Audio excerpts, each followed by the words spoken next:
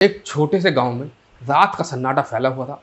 हर कोई अपने घर में सोने की तैयारी कर रहा था, लेकिन एक घर था जहां सब कुछ सामान्य नहीं था। उस घर में उस रात कुछ ऐसा होने वाला था जो सभी के होश उड़ा देगा। ये पूरा मामला महाराजगंज के श्याम देवरिया थाना क्षेत्र के गांव से सामने आया। रवि एक साधारण युवक था जो अपने परिवार के साथ इस गांव में रहता था। उसका सपना था कि वह पुलिस में भर्ती हो और अपने गांव का नाम रोशन करे। पुलिस भर्ती परीक्षा के लिए रवि को गांव से दूर जाना पड़ा। जब वह घर से निकला तो उसकी पत्नी सीमा उसे दरवाजे तक छोड़ने आई। उसने रवि को अलविदा कहा और मुस्कुराकर दरवाजा बंद कर लिया, लेकिन उस मुस्कान के पीछे कुछ कुछ छुपा था जिसे कोई नहीं जानता था। नमस्कार दोस्तों, मेरा नाम राजकुमार है। दोस्तों, आज जो मैं कहानी लेकर आया हूँ वो यूपी पुलिस में भर्ती की तैयारी कर रहे एक युवक की है। दोस्तों, कहानी की शुरुआत होती है यूपी के महाराजगंज से, जहाँ रवि अपने परिवार के साथ श्याम देवरिया थाना क्षेत्र के एक गांव में रहता है। यहाँ उसका पूरा परिवार, माँ बाप, भाई सब रहते थे। अभी कुछ दिन पहले ही उसकी शादी सीमा नाम की एक लड़की से हुई थी। परिवार में सब कुछ ठीक था। रवि यूपी पुलिस में सिपाही भर्ती के लिए तैयारी कर रहा था। उसकी लिखित परीक्षा की डेट आ गई थी जिसके लिए उसे जाना था। रवि शाम को तैयार होकर के लिखित परीक्षा की तैयारी के लिए घर से निकल जाता है। रात के सन्नाटे में गांव की गलियां उस समय एकदम सुनसान थी। हर कोई गहरी नींद में था, जैसे किसी ने पूरे गांव को जादू से सुला दिया हो। लेकिन उस रात रवि के घर में जो कुछ हुआ वो ऐसा हो रहा था जो गांव के सन्नाटे को तोड़ने वाला था। आधी रात के करीब जब पूरा गांव गहरी नींद में था, सीमा जो उसकी पत्नी थी, उसके कमरे से कुछ अजीब सी आवाज़ें आने लगी। कभी हंसी की, कभी फुसफुसाहट की, कभी गिरने की आवाज़ें। इन आवाज़ों ने परिवार के लोगों को जगा दिया। सीमा के जो सास ससुर थे, जो दूसरे कमरे में सो रहे थे, उन्होंने ये आवाज़ें सुनी और एक दूसरे की ओर देखा। यह आवाज़ें कहाँ से आ रही हैं? सास ने पूछा। लगता है सीमा के कमरे से, ससुर ने जवाब दिया और दोनों चिंतित हो गए। रवि की मम्मी बोलती है कि जाकर देखो, कहीं सीमा को तो कुछ नहीं हो गया। सास ने कहा। ससुर ने धीरे से सीमा के कमरे की ओर बढ़ा तो आगे बगल वाले कमरे में भी एक युवक मौजूद था। परिजनों ने इस युवक को पकड़ लिया। रवि की मां ने गुस्से से पूछा कि सीमा कहाँ है और तू यहाँ क्या कर रहा है? वो जो लड़का था उसने धीरे से डरते हुए बताया कि सीमा अंदर है। युवक ने बताया, मैं विनोद के साथ यहाँ आया हूँ, जो मेरा दोस्त है। युवक ने बताया कि उसका दोस्त बहू के साथ बेडरूम में है। वो लड़का था जो बाहर था, उसका नाम अमित था। अमित के शब्दों ने जैसे पूरे घर को हिला दिया। परिवार के लोग अब सच्चाई के करीब पहुंच चुके थे। उनका शक अब यकीन बदल चुका था। उनके चेहरे पर गुस्सा और अपमान के भाव साफ दिखाई दे रहे थे। जैसे ही उन्होंने दरवाजे के पास कदम रखा, आवाज़ें और तेज हो गई।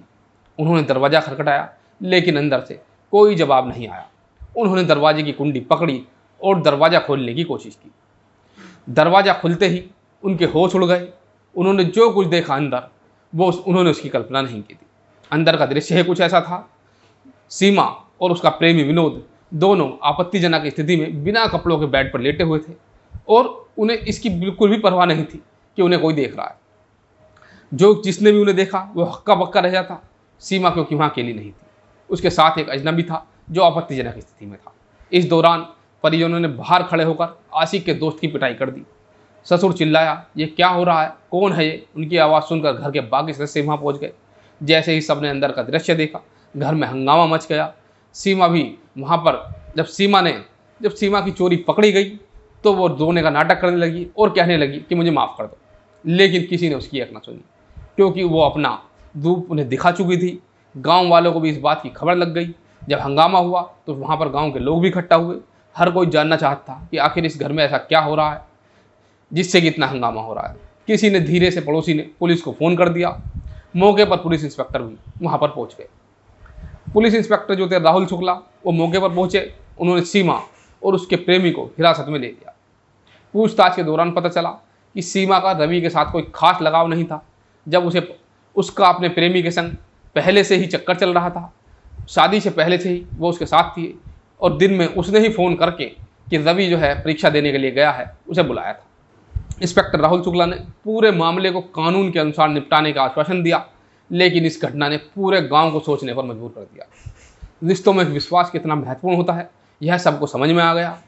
ऐसे मामलों में अक्सर देखा जाता है कि जब प्रेमी और पत्नी मिलकर कुछ गलत करने का सोचते हैं तो अपने रास्ते से पति को हटा देने के लिए किसी भी हद तक चले जाते हैं। रवि के माता पिता की सतर्कता से उनके परिवार को एक बड़ी त्रासदी से बच गया, यानी कि उनके बेटे के साथ या उनके साथ भी कभी ना कभी आगे चल के कुछ भी गलत हो सकता था। सीमा और विनोद की साजिश का पर्दाफाश कर दिया गया। ऐसे कई मामले सामने आ चुके हैं जहां पति और पत्नी ने मिलकर अपने पति को मौत के घाट उतारा हो। कुछ दिन पहले मैंने ही एक स्टोरी की थी जो राजस्थान की थी, जिसमें पत्नी और प्रेमी ने मिलकर पति को मार करके बोरी में भर करके एक तालाब में फेंक दिया था। पर जब बाद में इस केस का खुलासा हुआ तो माँ बाप जो सास ससुर थे वो सन्न रह गए थे। इसीलिए इस घटना ने हमें सिखाया कि सतर्कता और सूझबूझ से हम बड़ी से बड़ी अनहोनी से ही बच सकते हैं। इस परिवार ने अपनी एकता और समझदारी से न केवल अपने बेटे की ज़िंदगी बचाई, बल्कि पूरे गांव को एक महत्वपूर्ण संदेश दिया। हर रिश्ते में भरोसा होना चाहिए, लेकिन कभी कभी सतर्कता और जागरूकता भी जरूरी होती है। आपका सतर्क होना आपके और आपके परिवार के लिए एक सुरक्षा कवच हो सकता है। समय रहते सतर्क रहने से एक बड़ी अनहोनी टल गई। हमेशा याद रखें, सतर्कता ही सुरक्षा है। और अपना ध्यान रखिएगा। फिर मिलूंगा किसी और अन्य कहानी के साथ। तब तक के लिए इजाज़त दीजिएगा। नमस्कार।